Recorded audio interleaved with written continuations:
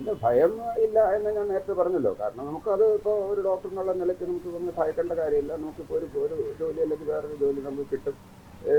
അതുകൊണ്ട് ഭയമില്ല. പക്ഷേ എനിക്ക് കൂടുതലും ഞാൻ ഗവൺമെൻറ് സെക്ടർ സെലക്ട് ചെയ്തതെന്ന് പറഞ്ഞു കഴിഞ്ഞാൽ എനിക്ക് പ്രൈവറ്റ് സെക്ടറിലോ അല്ലെങ്കിൽ വിദേശത്തെ ജോലി കിട്ടാത്തതുകൊണ്ടല്ല.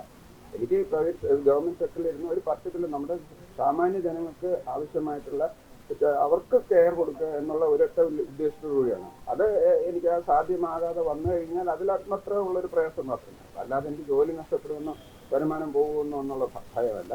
മാത്രമല്ല, ഇതിനകത്ത് ഞാൻ ഇപ്പം എന്ത് ശിക്ഷയ്ക്കും തയ്യാറായി നിൽക്കുകയാണ്. ഞാൻ ഇന്നലെ തന്നെ എല്ലാ ഡിപ്പാർട്ട്മെൻറ്റിൻ്റെ ചാർജെല്ലാം അടുത്ത എൻ്റെ 2 ജൂനിയർ ഡോക്ടർമാരും തൊട്ട് ജൂനിയറായിട്ടുള്ള മാധവ് സാറും ഷാജി സാറും ലീവാണ്. അപ്പം അതിൻ്റെ തൊട്ട് താഴെയുള്ള ഡോക്ടർ നിർമ്മൽ KP എല്ലാ ഡോക്യുമെൻറ്റ്സും എല്ലാ ഡിപ്പാർട്ട്മെൻറ്റ് ചാർജുകളും ഏൽപ്പിച്ച് എല്ലാം അടുത്ത എൻ്റെ ഓപ്പറേഷൻ ചെയ്ത് കിടക്കുന്ന രോഗികളെല്ലാം ഇന്ന് ഡിസ്ചാർജ് ചെയ്യാൻ ഞാൻ കൊടുത്തിട്ടുണ്ട്. ഞാൻ ഇന്ന് OP നടത്തും. പിന്നെ കഴിഞ്ഞ 2 ആഴ്ച മുമ്പ് ഞാൻ തന്നെ ചെയ്ത ട്രാൻസ്പ്ലാന്റ് ചെയ്ത കിഡ്നി ട്രാൻസ്പ്ലാന്റ് ചെയ്തിരുന്ന രോഗി വളരെ സുഖമായിട്ട് പോയി. ഞാൻ അവനെ വിളിച്ച് ഇന്നലെ അവൻ്റെ സുഖവിവരങ്ങളൊക്കെ ചോദിച്ചിരുന്നു. അവൻ വളരെ സുരക്ഷിതനായിരിക്കുന്നു അറിഞ്ഞതിൽ എനിക്ക് സന്തോഷമുണ്ട്. പിന്നീട് എല്ലാ കാര്യങ്ങളും ബാക്കി ഡിപ്പാർട്ട്മെന്റ് ചാർജുകളും എൻ്റെ താക്കോലും ഒക്കെ അടുത്ത ഡോക്ടറെ ഏൽപ്പിച്ചിട്ടാണ് ഞാൻ ഇന്ന് നിൽക്കുന്നത്. എൻ്റെ ശിക്ഷയ്ക്കും തയ്യാറായി. അത് താങ്കൾ വകുപ്പ് മേധാവി സ്ഥാനം ഒഴിയുകയാണോ? വകുപ്പ് മേധാവി സ്ഥാനം ഒഴികെയല്ല. എനിക്ക് ഇന്ന് സസ്പെൻഷനോ അങ്ങനെയുള്ള ശിക്ഷാ നടപടിയോ മാറ്റി നിർത്തുകയോ ചെയ്തു കഴിഞ്ഞാൽ ഡിപ്പാർട്ട്മെന്റ് പ്രവർത്തനം തടസ്സപ്പെടാതിരിക്കാൻ വേണ്ടി ഡിപ്പാർട്ട്മെന്റിന്റെ എല്ലാ കാര്യങ്ങളും അടുത്ത തൊട്ട് ജൂനിയർ ഡോക്ടറെ എല്ലാം ഏൽപ്പിച്ചിട്ടുണ്ട്. ഔദ്യോഗികമായിട്ടല്ല ഞാൻ, കാരണം ഇന്ന് പെട്ടെന്നാണ് ഇത് നടക്കുന്നതെങ്കിൽ എനിക്കത് അവിടെ സ്ഥലം മാറേണ്ടി വന്നു കഴിഞ്ഞാൽ എനിക്ക് പിന്നെ ചിലപ്പോൾ സമയം കിട്ടിയെന്ന് വരില്ല. അതുകൊണ്ട് ഞാൻ എല്ലാ ജോലികളും അദ്ദേഹത്തിന് ഏൽപ്പിച്ചിട്ടുണ്ട്.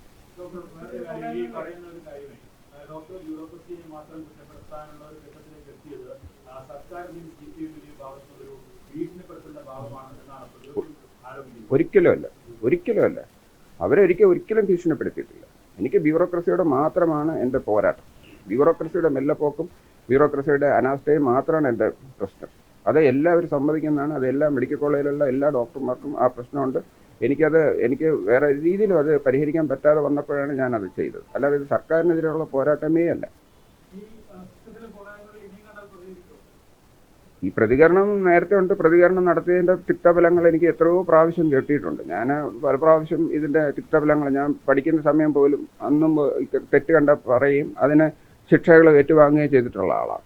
പല പ്രാവശ്യം എനിക്ക് ഇതുപോലെ ചെറിയ ശിക്ഷകൾ കിട്ടിയിട്ടുണ്ട്. ഇതുപോലെ ഞാൻ സത്യം കണ്ട് പ്രതികരിക്കുന്ന ആളാണ്. അത് എനിക്ക് ഞാനൊരു സത്യസന്ധനായ വ്യക്തിയാണ്. അതിപ്പോൾ സത്യസന്ധൻ എന്ന് പറഞ്ഞു കഴിഞ്ഞാൽ നമ്മൾ കള്ളം പറയാതിരിക്കുക എന്നല്ല, സത്യം വിളിച്ച് മൂടിയിരിക്കുന്നതും അതിൻ്റെ ഒരു ഭാഗമാണ്. അതുകൊണ്ട് എനിക്ക് പല സത്യങ്ങളും ഞാൻ പലപ്പോഴും തുറന്നു പറയേണ്ടി വന്നിട്ടുണ്ട്. അത് എനിക്ക് പലപ്പോഴും തിരിച്ചടികൾ നേരിട്ടിട്ടുണ്ട്. പക്ഷേ അത് അതിൻ്റെ ഒരു സ്വഭാവം അങ്ങനെയാണ്.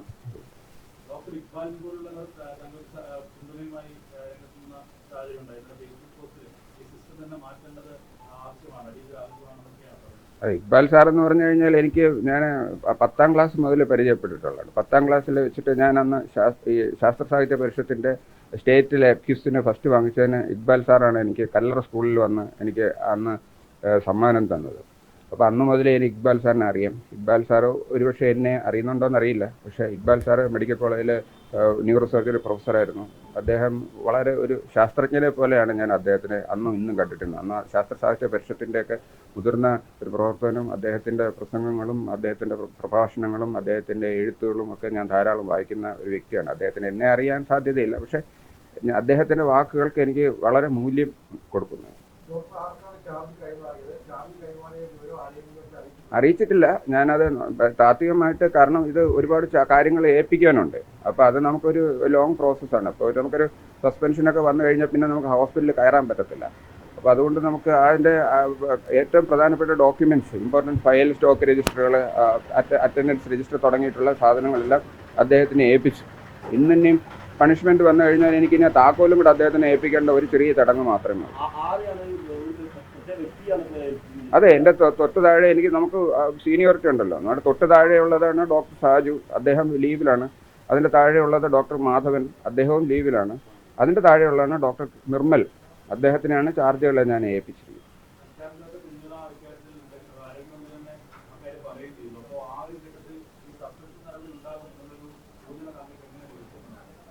ഇല്ല, ഒരു ചട്ടലംഘനത്തിന് സാധാരണ സസ്പെൻഷനാണ് അതിൻ്റെ ചെയ്തത്. അതിനനുസരിച്ചുള്ള ഗുരുതരമായ തെറ്റാണെന്ന് ഞാൻ മനസ്സിലാക്കിയിട്ടുണ്ട്. അത് തെറ്റ് ചെയ്തയാൾക്ക് ശിക്ഷ കിട്ടും. അതിന് നമുക്ക് അതിനകത്ത് വിഷമമില്ല, അത് നമ്മൾ പ്രതീക്ഷിക്കുന്നു.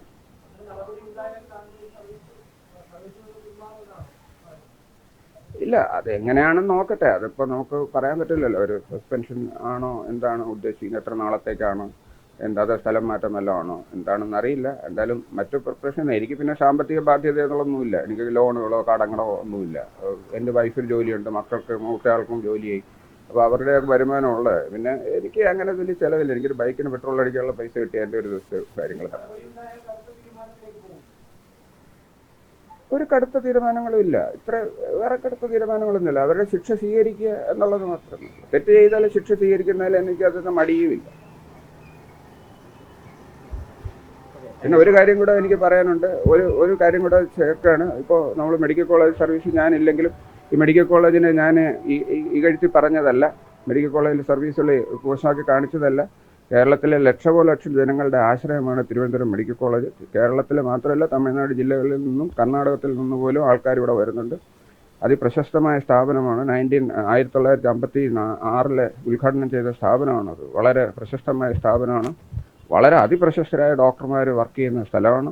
എല്ലാ ഡിപ്പാർട്ട്മെൻറ്റിലും, ഞങ്ങളുടെ ഡിപ്പാർട്ട്മെൻറ്റിൽ തന്നെ 6 ഡോക്ടർമാരും 20 വർഷത്തോളം സർവീസ് ഉള്ളവരാണ്. കൂടാതെ മറ്റ് ഡിപ്പാർട്ട്മെൻറ്റുകൾ, ഇപ്പോൾ ജബ്ബാർ സാറാണെങ്കിൽ എൻഡോക്രൈനോളജിയുടെ അന്താരാഷ്ട്ര നിലവാരത്തിലുള്ള ഡോക്ടറാണ് ജബ്ബാർ സാർ. അദ്ദേഹമാണ് ഇപ്പോഴത്തെ പ്രിൻസിപ്പൽ.